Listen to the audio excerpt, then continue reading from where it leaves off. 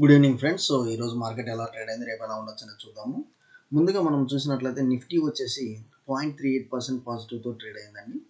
And మనం సెన్సెక్స్ చూసినట్లయితే మనకి 0.35 పాజిటివ్తో క్లోజ్ అయింది.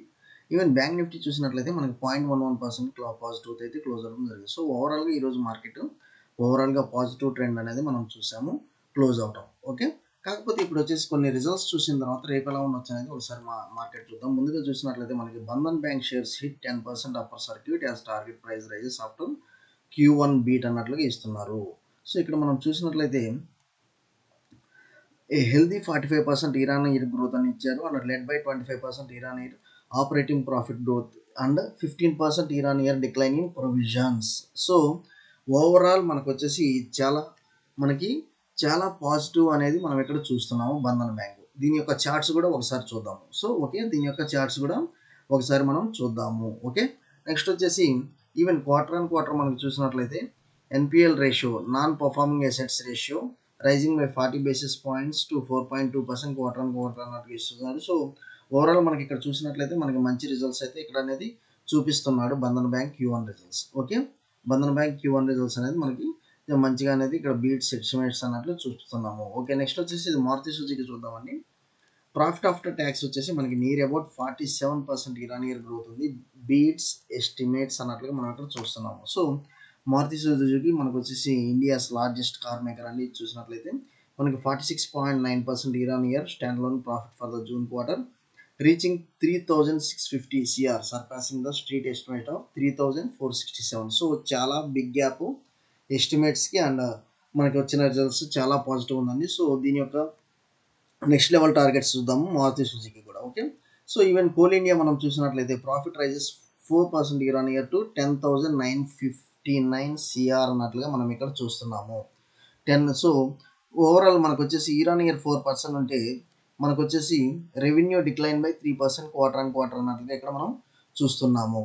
ఓకే, అండ్ మోర్ ఓవర్ మీరు ఇక్కడ చూసినట్లయితే reported consolidated EBIT for the reporting quarter with margins అన్నట్లుగా మనం చూస్తున్నాము. సో ఏదైనా మనకు వచ్చేసి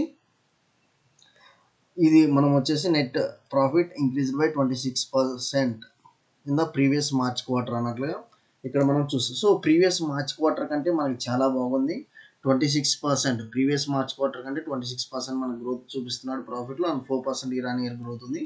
సో మనకు వచ్చేసి ఇది కోల్ ఇండియా చార్ట్స్ ద్వారా కూడా ఎలా ఉండొచ్చు చూద్దాం. ఇంకోటి మనకి బిగ్ న్యూస్ అండి, జీ మీద ఏమైతే ఎలిగేషన్స్ ఉన్నాయో ఒక ఇయర్ లాస్ అనేది అన్నట్లుగా చూస్తున్నాము. సో సోనీ డీల్ ఎప్పుడైతే క్యాన్సిల్ అయిందో జీ ఎంటర్టైన్మెంట్ షేర్స్ బాగా పతనం అయితే మనం చూసాము. సో ఇక్కడ నుంచి మనకి ఎంత రికవర్ అవ్వచ్చు అనేది కూడా మనం చార్ట్స్ ద్వారానే చూద్దాం. ఓకే, సో ఇది వచ్చేసి మనకి చాలా బాగా ఇచ్చినట్లుగా ఇచ్చాడు.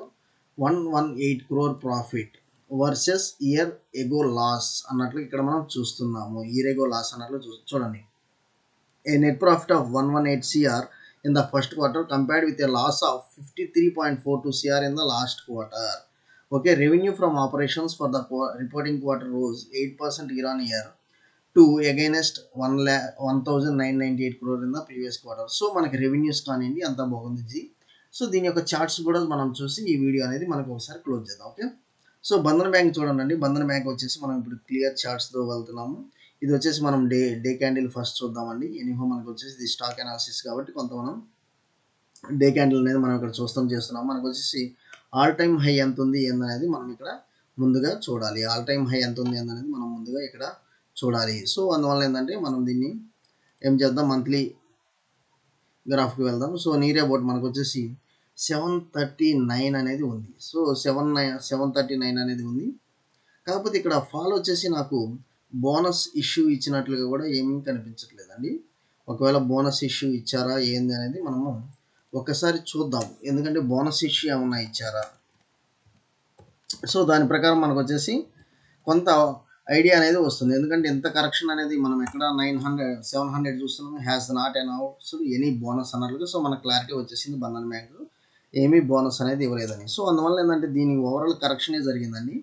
ఓవరాల్ కరెక్షన్ జరిగింది మనకి 740 levels. So all time high వచ్చేసి 740 లెవెల్స్ నుంచి మనకి ఇప్పుడు ప్రస్తుతం 218 దగ్గర ట్రేడ్ అవుతుంది. దీన్ని మనం ఎంతవరకు మంచిగా తీసుకోవాలంటే మాత్రం సో ఇది వచ్చేసి ఫ్రెష్ హైస్ బ్రేక్ అయితే నాకు కనిపిస్తుందండి. ఫ్రెష్ హైస్ బ్రేక్ అయితే నాకు కనిపిస్తుంది.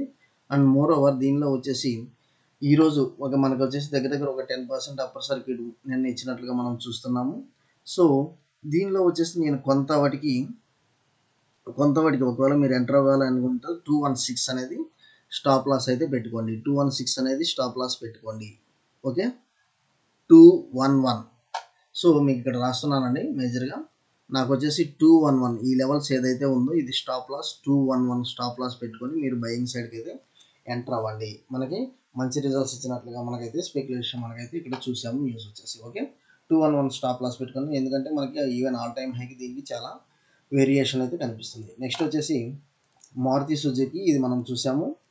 మారుతి సుజుకి వచ్చేసి చార్ట్స్ ద్వారా చూస్తే మనకి ఇది anyhow right now already all time హైలో ట్రేడ్ అవుతుంది. మీరు చూసినట్లయితే ఇది ఇంకా ఎంతవరకు వెళ్ళొచ్చు అంటే మాత్రం నాకు ఈ యొక్క టార్గెట్ సినారియో చూస్తే మాత్రం నాకు near about, so even yesterday వచ్చేసి మనకి చాలా ఫ్లక్చుయేషన్ వచ్చిందండి. ఈరోజు వచ్చేసి సమ్ 12,000 నుంచి నియర్ అబౌట్ మనకి 200 పాయింట్స్ ఇక్కడ వచ్చేసి మనం మంత్లీ చార్ట్ చూస్తున్నాము. సో 1 2 3 4 5, సో 5 క్యాండిల్స్ మనకి 5 క్యాండిల్స్ ఎగ్జాక్ట్ మనకి లెవెల్ దగ్గర బ్రేక్అవుట్ దగ్గర ఆగిందండి. సో ఇది వచ్చేసి నాకు వి షేప్ రికవరీనే కనిపిస్తుంది. అందువల్ల ఏంటంటే ఇది ఇంకా మనకి మంచి అప్ సైడ్ మూమెంటం కనిపిస్తుంది. ఒకవేళ మీరు కనుక హోల్డ్ చేయాలనుకుంటే మాత్రం స్టాప్ లాస్ అయితే మీరు నియర్ అబౌట్ దగ్గర మీరు నియర్ టు స్టాప్ లాస్ 12,716 పెట్టుకొని మీరు దీన్ని ఎంటర్ అవ్వండి. మనకి up side moment. Okay, Zee చూద్దామండి. జీ ఎంటర్టైన్మెంట్, నాకు ఇది వచ్చేసి ఎప్పటి నుంచో నేను ఇది గమనిస్తున్న స్టాక్. సో దీని యొక్క ఓన్లీ బ్యాడ్ న్యూస్ వల్ల ఇది కరెక్షన్ అయితే రావడం జరిగింది. ఇప్పుడు వచ్చేసి మనం చూసాము జీ వచ్చేసి మంచి ప్రాఫిట్స్ ఇచ్చినట్లుగా చూస్తున్నాను.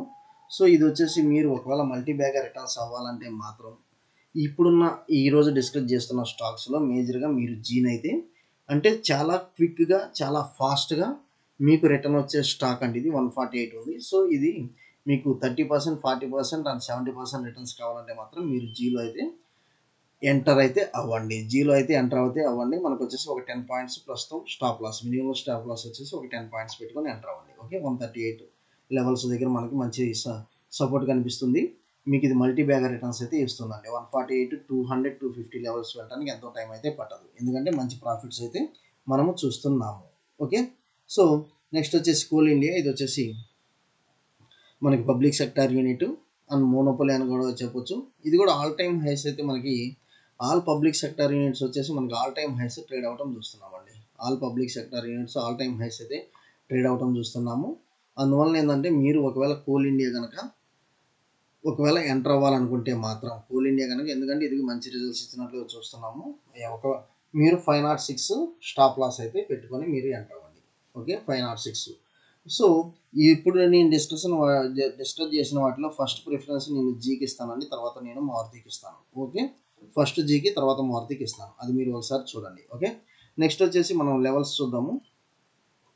సో బ్యాంక్ నిఫ్టీ మనకంత మూమెంటం ఈరోజు అయితే, సో ఎక్స్పైరీ అయినా కానీ మనకంత మూమెంటం అయితే మనకి ఇక్కడ కనపడలేదు. బ్యాంక్ నిఫ్టీ ఈరోజు 31st మనం ఇక్కడ చూసినట్లయితే ఒక స్మాల్ రెక్టాంగులర్ ప్యాటర్న్. సో మనకి ఎప్పుడైనా ఈ రెక్టాంగులర్ ప్యాటర్న్ ఎప్పుడైతే ఫామ్ చేస్తుందో మీరు ఒకటే ఆలోచించాలి, ఇది పిఈ అండ్ సిఈ సెల్లింగ్ హెడ్జింగ్కి వెళ్ళాలి అనేది మీరు ఆలోచించాలండి. పిఈ అండ్ సిఈ హెడ్జింగ్కి వెళ్ళాలన్నట్టుగా మీరు ఆలోచించాలి.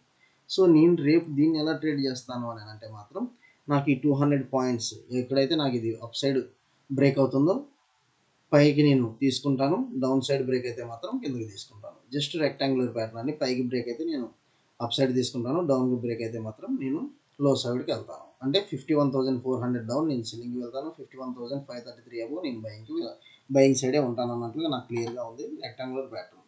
ఓకే, కాకపోతే రేపు నిఫ్టీ ఎక్స్పైరీ ఉంది కాబట్టి మనకి 24,950 లెవెల్స్ దగ్గర హాల్ట్ అయింది కాబట్టి, సో 25,000 మనకి బ్రేక్ అయ్యే ఛాన్స్ అయితే కనిపిస్తుంది అన్నట్లుగా మనం ఇక్కడ చూస్తున్నాము. 25,000 బ్రేక్ అయ్యే ఛాన్స్ అయితే కనిపిస్తుంది అన్నట్లుగా చూస్తున్నాము.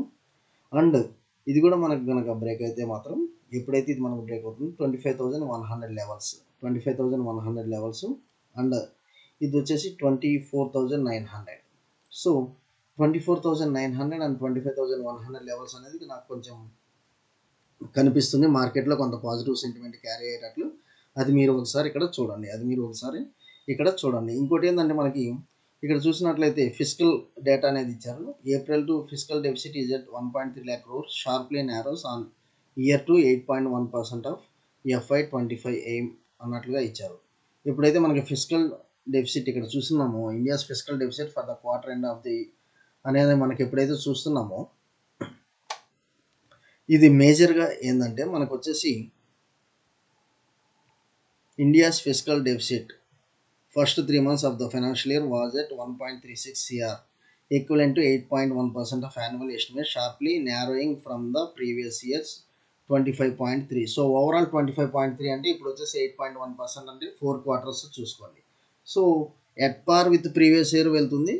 కాకపోతే ఏంటంటే మనకు ఇంకొంచెం మనకి ఏంటంటే లాస్ట్ ఇయర్తో పోలిస్తే ఫిజికల్ డెఫిసిట్ ఏమాత్రం మనకి తగ్గుతూ ఉండాలండి. ఫిజికల్ డెఫిసిట్ ఏదైతే ఉందో సో అది మనకి తగ్గుతూ ఉంటే అది మనకి మంచి పాజిటివ్ ఇంప్లికేషనే అవుతుంది. మనకి డెఫిసిట్ డెఫిసిట్ ఎప్పుడైతే ఉంటుందో మీకు ఇక్కడ చెప్తున్నాను, ఎవరికైతే అర్థం కావట్లేదు. డెఫిసిట్ ఎప్పుడైతే ఉంటుందో సో దానివల్ల ఏంటంటే చాలా ప్రాబ్లమ్స్ క్రియేట్ అవుతాయండి. డెఫిసిట్ ఎప్పుడైతే ఉంటుందో ఎప్పుడైనా మన బడ్జెట్లో అయినా ఫ్యామిలీ బడ్జెట్లో అయినా డెఫిసిట్ ఎప్పుడైతే ఉంటుందో ఫైనాన్షియల్గా ప్రాబ్లమ్స్ ఉంటాయి. కాకపోతే ఈ డెఫిసిట్ అనేది తగ్గుతూ ఉంది అన్నట్లుగా మనం చూస్తున్నాము. షార్ప్లీ నారోస్ అన్నట్లుగా చూస్తున్నాము. సో ఇది ఒక పాజిటివ్ సెంటిమెంట్. కాకపోతే ఏంటంటే ఒక small indication, big positive sentiment అయితే కాదు. ఓకే, ఇది మీరు ఒకసారి చూడండి. ఇంకోటి వచ్చేసి మనకి కీ ఫ్యాక్టర్ అన్నట్లుగా ఇస్తున్నాము. ఇక్కడ key infra sectors growth slows to 4%. ఇది కొంచెం నెగిటివ్ సెంటిమెంట్ ఉంటుందండి. సో మనకి ఎప్పుడైనా ఏంటంటే గ్రోత్ అనేది ఫాస్ట్ ఉండాలి.